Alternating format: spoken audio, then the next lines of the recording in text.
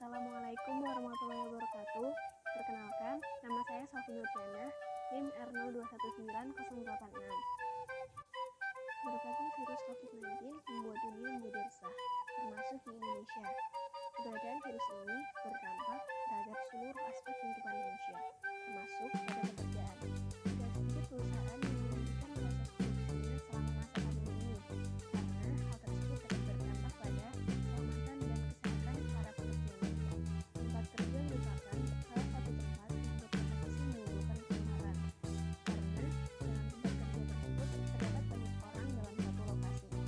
Setelah 2 bulan masa pandemi, akhirnya pemerintah mengeluarkan kebijakan new normal. New normal merupakan skenario untuk mempercepat penanganan virus COVID-19 dalam aspek kehidupan, kesehatan, sosial, dan ekonomi. Pemberlakuan kebijakan new normal ini bertujuan untuk menyelamatkan layanan hidup seperti semula. Kebijakan ini diharapkan dapat berdampak pada pekerja informal menuju normal dengan kembali bukanya lapangan pekerjaan sebagaimana semula pada penanganan virus COVID-19 ini. Selain itu, pemberlakuan kebijakan new normal ini tentunya harus sesuai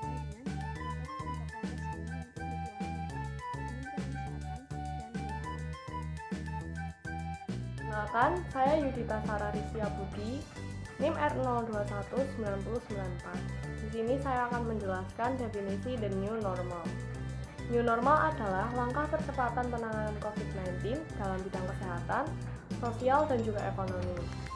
Menurut Jokowi, Presiden Republik Indonesia, new normal berarti cara hidup manusia berubah setelah adanya COVID-19. Dan menurut Menko Pembangunan Manusia dan Kebudayaan Muhadjir, new normal adalah mengutamakan protokol kesehatan saat melakukan berbagai aktivitas di luar rumah. Nah, dalam menjalankan new normal tentunya terdapat berbagai persyaratan yang harus dipatuhi. Direktur Jenderal WHO telah menyebutkan syarat-syarat yang harus dipenuhi jika pemerintah suatu negara ingin membuka kembali wilayahnya. Persyaratan yang pertama, kemampuan untuk mengendalikan penularan. Lalu yang kedua, sistem kesehatan mampu mendeteksi, mengetes, mengisolasi, dan melakukan pelacakan kontak terhadap semua kasus positif. Yang ketiga, meminimalisasi resiko wabah, khususnya di fasilitas kesehatan dan juga panti jompo. Yang keempat, sekolah, kantor, dan lokasi penting lainnya bisa dan telah menerapkan upaya pencegahan. Dan yang kelima, resiko kasus impor bisa ditangani. Dan yang keenam, komunitas masyarakat sudah benar-benar teredukasi, terlibat, dan diperkuat untuk hidup dalam kondisi normal yang baru. Terima kasih. Nama saya Salman Nabila Salsabila, NIM R02190881. Di sini saya akan menjelaskan mengenai K3. Jadi, menurut Peraturan Pemerintah Nomor 50 Tahun 2012, K3 adalah segala kegiatan untuk menjamin dan melindungi keselamatan dan kesehatan tenaga kerja melalui upaya pencegahan kecelakaan kerja dan penyakit akibat kerja. K3 harus diterapkan di setiap perusahaan melalui pengurus K3 masing-masing. Maka dari itu, perusahaan atau instansi terkait harus melindungi para pekerjanya. Dan instansi atau perusahaan terkait memiliki beberapa kewajiban, yaitu yang pertama, bertanggung jawab atas keselamatan dan kesehatan para tenaga kerja. Hal tersebut dapat dilakukan oleh perusahaan melalui pemeriksaan dan pemeliharaan kondisi tenaga kerja pada saat berangkat kerja, di tempat kerja, dan pada saat pulang kerja. Yang kedua, perusahaan memberikan pengetahuan kepada tenaga kerja mengenai potensi bahaya dan risiko bahaya. Hal tersebut dapat dilakukan melalui pengadaan safety talk pada saat akan mulai bekerja dan pada saat selesai bekerja. Selain itu, perusahaan juga dapat mengadakan pelatihan K3 kepada pekerja. Yang ketiga, melaporkan adanya penyakit akibat kerja dan kecelakaan kerja pada pejabat yang telah ditunjuk oleh Menteri Tenaga Kerja. Di samping itu, para para pekerja juga memiliki hak masing-masing. Menyatakan keberatan dengan pekerjaannya karena syarat keselamatan dan kesehatan kerja dan APD yang digunakan olehnya dirasa kurang memenuhi standar, kecuali dalam hal-hal yang telah ditentukan oleh pihak yang berwenang dan dapat dipertanggungjawabkan. Jadi di sini aku akan menjelaskan tentang pekerjaan formal. Pengertian pekerjaan formal itu sendiri adalah pekerjaan yang bekerja di suatu perusahaan atau lembaga pemerintah atau di badan swasta. Nah, pekerjaan formal itu memiliki waktu dan hari sendiri untuk bekerja. Dan dia sudah diakui oleh pemerintah atau perusahaan atau badan swasta itu sendiri. Dan pekerjaan formal itu sudah memiliki gaji yang tetap. Contoh dari pekerjaan formal adalah BUMN, PNI, PNS, dokter, TNI, guru, dosen, karyawan negeri, karyawan perusahaan, karyawan rumah sakit, dan masih banyak lagi. Pekerja formal disebut sebagai pekerja kerah putih karena para pekerja ini dalam bekerja menggunakan kerah putih dan mereka cenderung bekerja dengan pekerjaan yang halus. Perkenalkan, nama saya Rahma Kairina, NIM R02190076.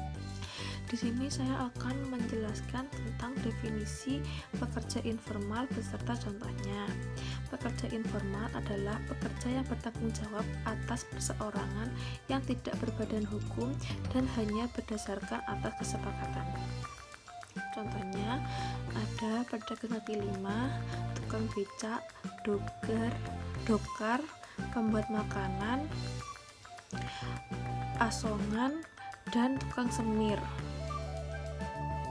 Nama saya Rizkina Fitria, NIM R02190079. Berbagai upaya perlu dilakukan untuk mencegah penyebaran virus COVID-19 atau populer dengan nama virus corona termasuk di lingkungan kerja. Pemerintah, pengusaha, pekerja, dan organisasi-organisasi mereka sedang menghadapi tantangan yang besar dalam upaya mereka memerangi virus COVID-19 dan melindungi keselamatan dan kesehatan kerja di tempat kerja. Hal ini menyoroti risiko keselamatan dan kesehatan kerja yang meningkat akibat virus COVID-19. Hal ini juga mengeksplorasi para perangkat-perangkat untuk mencegah dan mengendalikan risiko penyebaran, risiko psikososial, ekonomis, dan risiko keselamatan dan kesehatan terkait kerja dalam situasi pandemi ini.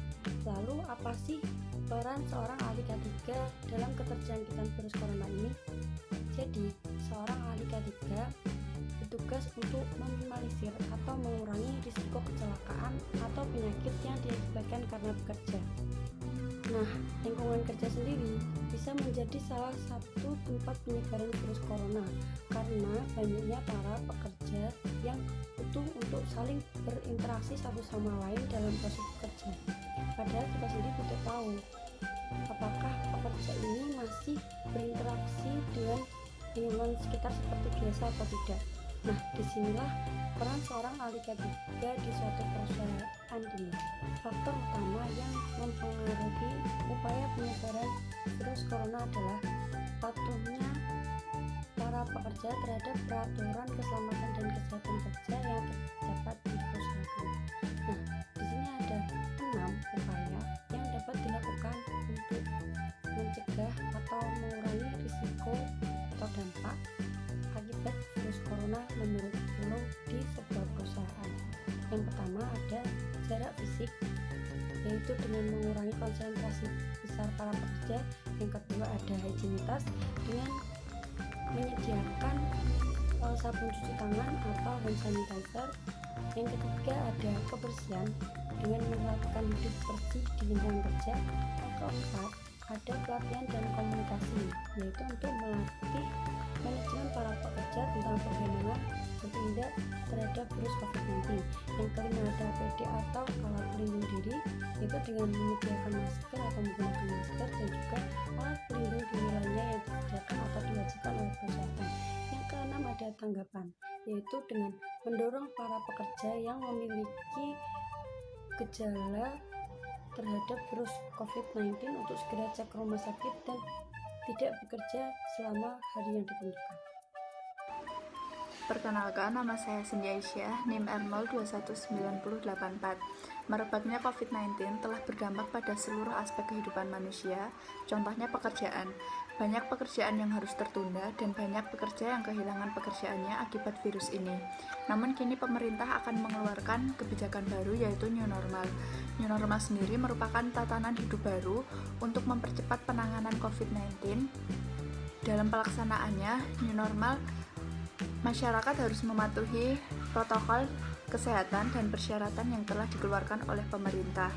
Setelah new normal diterapkan, industri dan pekerja akan kembali melakukan aktivitasnya, baik itu pekerja formal maupun informal.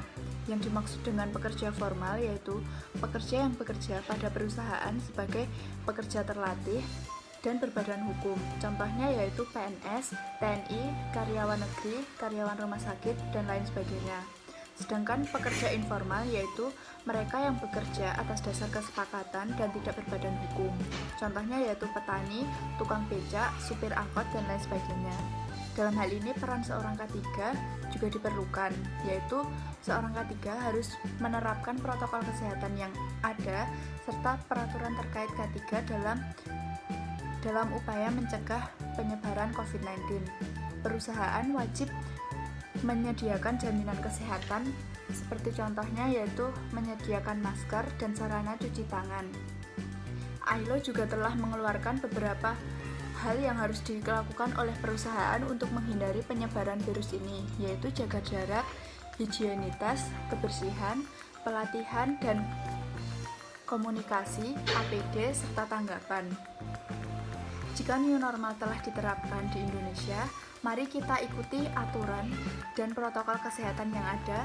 Hal ini untuk mencegah penyebaran virus corona ini. Selalu gunakan masker, jaga jarak, dan jaga kebersihan. Terima kasih.